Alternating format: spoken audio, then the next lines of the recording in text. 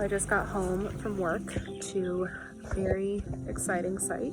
Eric was gone all day today picking up our straw bales for our house. All of our walls are going to be straw bale. So there's 200 bales in this box truck. It's really exciting. They look really good. Very dry, which we were kind of nervous about finding something perfect basically. But they look great. They're pretty nice and square. So I feel really good about it. And just crazy that we are finally at this stage. So now between now and mid-morning tomorrow, we have to get all of these unloaded. Casual. And organized and in a manner they can be kept completely dry. So we're planning on getting them all in the house. They have to be up off of the ground. We'll fill the loft too, and then basically tarp all of the sides of the building to keep any rain off of them. So the next phase has commenced.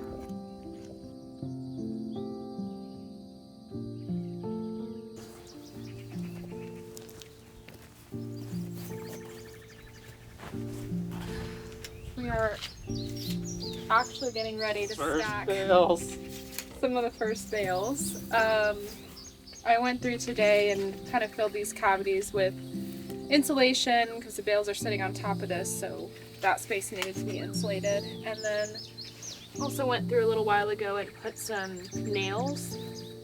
They're sticking up about 2 inches all the way through here on the inside and the outside. So the first course of bales will sit on those and be held in place a lot better by those nails.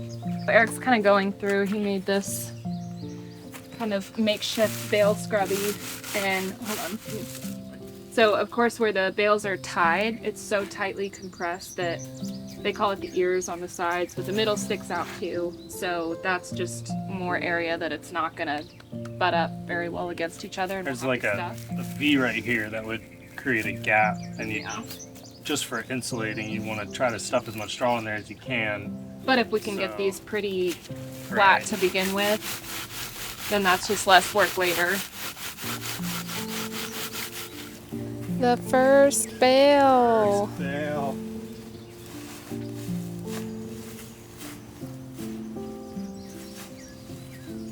They're all slightly different lengths too, so I had to find one that was the length that I wanted for this corner. Oh, there's a salamander in there. Oh really? Yeah. Like on the rock? He's like in between the bale and the rock, kind of toward the other bale now. Oh, there he goes. Oh. So right here we have this first course started. So obviously the next course is gonna have to be half a bale. They're all gonna be staggered. Like bricks basically. On, so now we're gonna have to figure out retying bales, which is probably going to take some practice, but with this big roll of baling twine, and he made those baling needles, and you just kind of have to get them as compressed as you can, as similarly compressed to these bales as you can, which obviously is going to be different since they're not mechanically baled. I would like to discuss this, as Tess said. These are basically how we're tying the bales to the timber frame. So it's just like stucco lath, big sheet of it that we cut up. And there's a landscaping stake we put down through here, just in front of the string. And then I'm gonna staple it to the post, and that should tie it all together. And we'll do that basically every course, wherever there's an attachment point. Don't watch me drive this. Working on making some baling needles for retying bales, which we'll definitely show later on, but just took 1/4 inch steel rod and heated up the end, which took a while with just a little torch, and pounded it flat so it's got like a little point, and then I just cut notches in it with the grinder. So there's a notch going one way so that it can push twine through, and then another notch going the other way so that you can pull twine back through, and basically just stab it through bales with the twine on it at whatever points you need to retie. So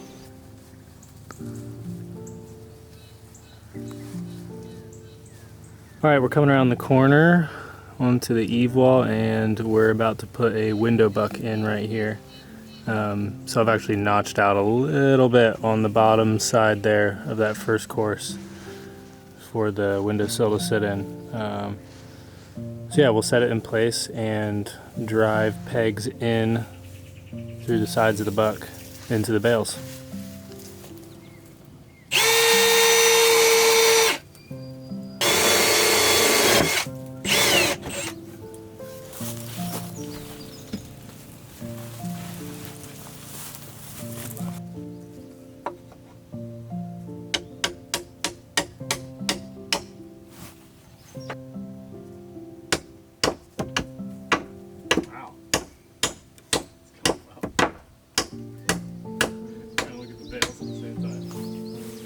Alright, we just pegged this window buck off to these bales right here. Still not very stable, but we'll see how it is once every bale's in here and once they're squeezed in on top too. But we may also add supports running up either side as well. But it's at least holding its place. This is all we need for now.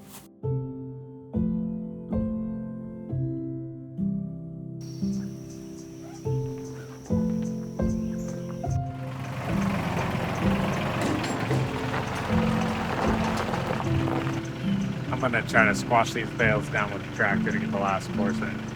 We'll see if it works.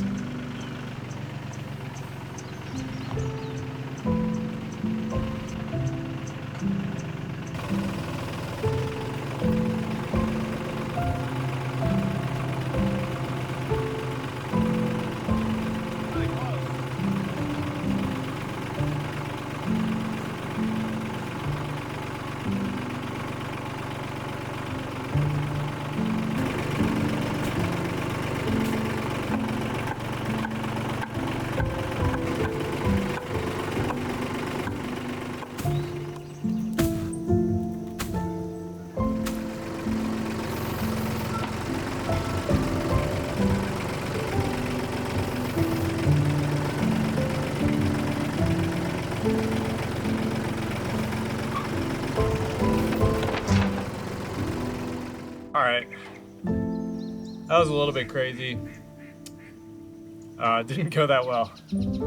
Bale's in, but that was way too much for one bale. I mean, it probably took me an hour. You can see how much it compressed just by the way that the bales go down under where I just put that one. I planned for this base to be just slightly smaller so we would get some compression, and like should be able to like by hand sort of push it in there, or you know, with a little bit of pounding and stuff. And that's not the case. The first 5 rows we stacked in a couple hours, even with retying some bales on the ends. Oh, and that includes some stuff around the sides. But this last part will take just as long as all the rest of it. So yeah, we've got really good compression now, which brings the wall together super tight, which is awesome. Holds everything in place, but yeah, also couldn't get, which I knew this was gonna be an issue, over here at the eave. It's not over as far as I want it to be, but the side of the bales will get trimmed up and kind of bring that in to meet it. And then we can always use some straw clay to sort of shape that. But I'm okay too if it is not perfectly plumb for the plaster, especially since it's under the eave.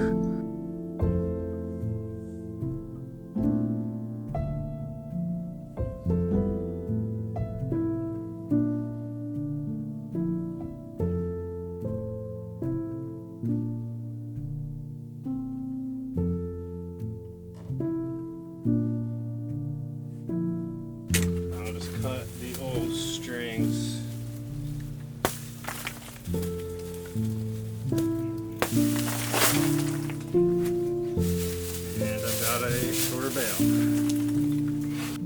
Done it a couple times thus far too, where you tie off the excess, especially if it's closer to the middle where you're resizing, and then you'll have two smaller resized bales at the same time.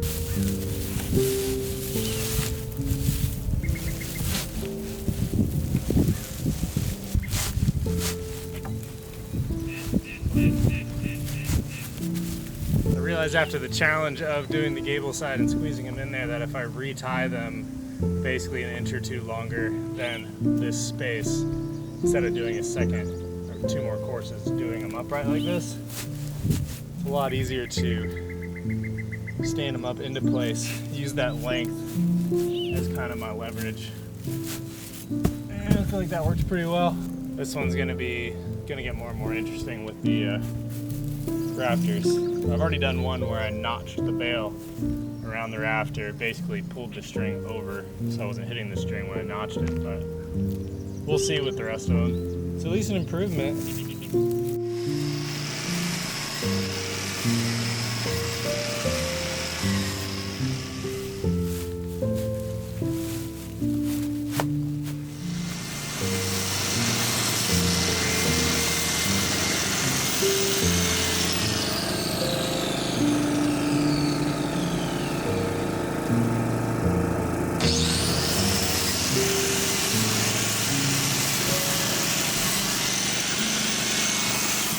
Had these bales a little bit shorter to drop the level of this window, and it's also getting set into the bales further than the others.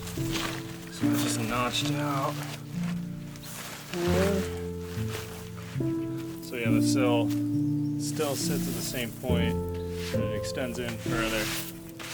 And because this is the kitchen window, I'm trying to make it so that you can reach it easier from the inside. By a little bit. Basically gained like 4 inches. It's really close. I may still try to take it down a little bit further because of the brace in here, but I think the corner of the window will still line up pretty well, and there's a fairly big space there that we can shape with plaster, etc.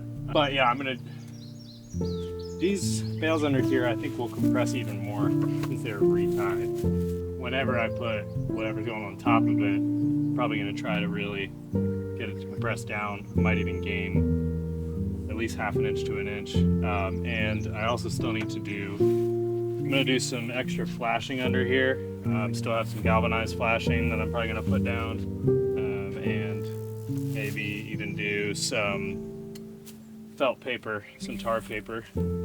Just kind of line this edge, since water could theoretically come in here and come around these corners here.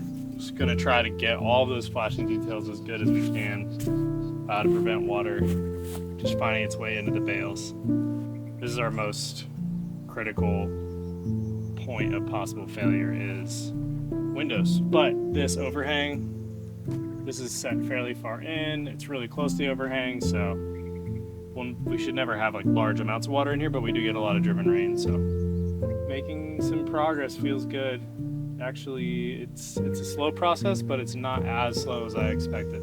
Everything takes about 4 times as long when you're working around windows like this. I also need to do some electrical work in these bales, so just trying to think through all of that. And then we're also gonna have a hood vent over here for the range, so I need to make a box to run that piping through. So lots of little things that make a small wall like this take maybe twice as long as the whole back wall that has 0 penetrations in it.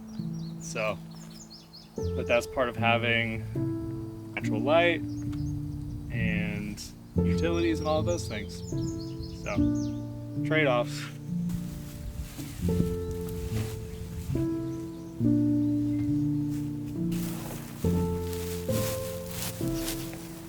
This bale actually was super deformed putting it in.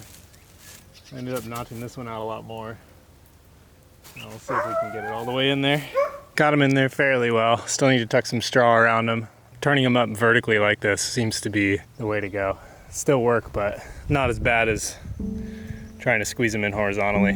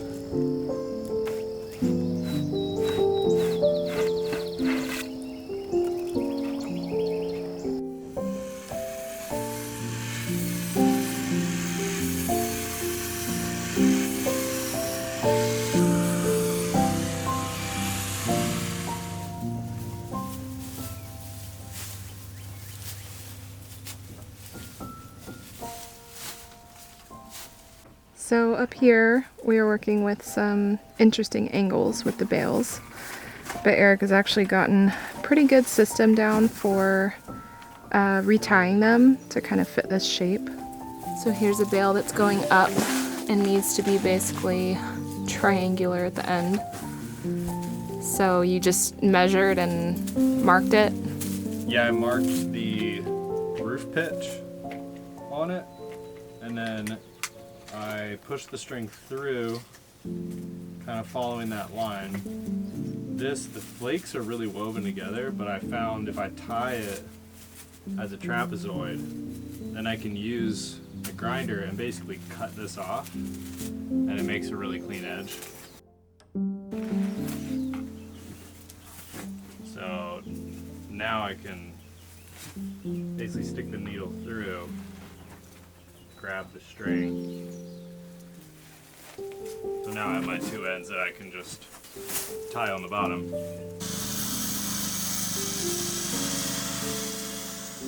It is very, very hot today. It's not even noon and it's like 92. It's very hot. So I'm gonna go down and get the cows in a minute. They're down in the lower pasture and they have a few buckets of water. I have like 30 gallons of water for them at a time down there that I just scoop up from the pond. But I'm gonna go down and get them and take them back up the hill so that they have better shade and better water access in the heat of the day. Eric's down digging at our new pond site for all of our clay, for plaster, and then I'm gonna probably suit up and start trimming bales again. A lot of these are looking really good, but we need to flare out some of the windows even more, get everything nice and even, and then we have a lot of niches that I need to go and carve out, which is basically just shelves that we're setting into the bale walls. So they'll be anywhere from 4 to 10 inches deep, and those will be plastered in so we can have plants and books and whatever. We're getting really, really close. Plastering is basically, aside from the roof, getting the actual metal on is kind of the last big thing. We have so much to do still, but as far as the big parts of the build, it's basically roof and plaster. So the plaster is one type for the floor, one type for the interior walls, and another type for the exterior. So it's gonna be a lot. But we have some friends and family who are excited to maybe come and help, which it's a very hands-on, as many hands as we can get the better kind of job. And then, you know, we have appliances, windows, doors, the floor in the loft, railing, stairs, endless things to do after that. But to us, that's all like the really small stuff that we can just kind of knock out. And hopefully my goal is to just be in by Christmas. That would be amazing. It's currently, I think, July 27th.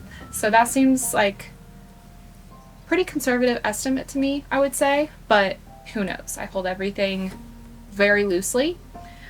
So we'll see, but for now we're just carrying on, even though it is actually boiling outside. The show must go on.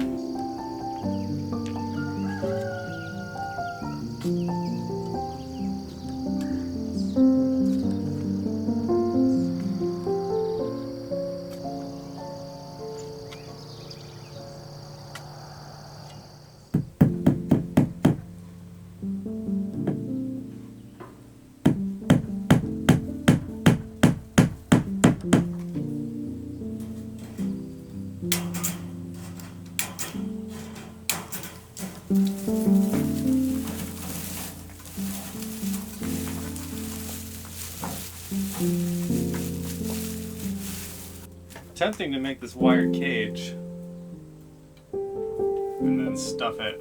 I was just gonna connect it and then stuff from the end, but I figured I'd try to work some flakes in here first. Kinda works, kinda doesn't. Like most things. Probably have it figured out by the end.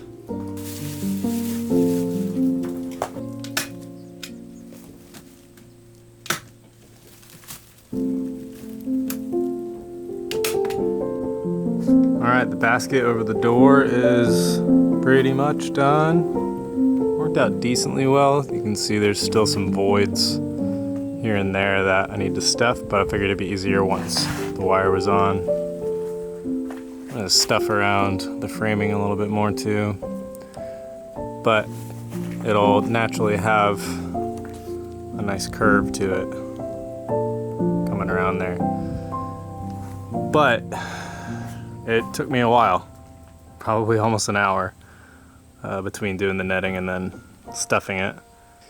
That's done, and all that is left to do is these two little spots above where the range will be, and that will be it for stacking bales.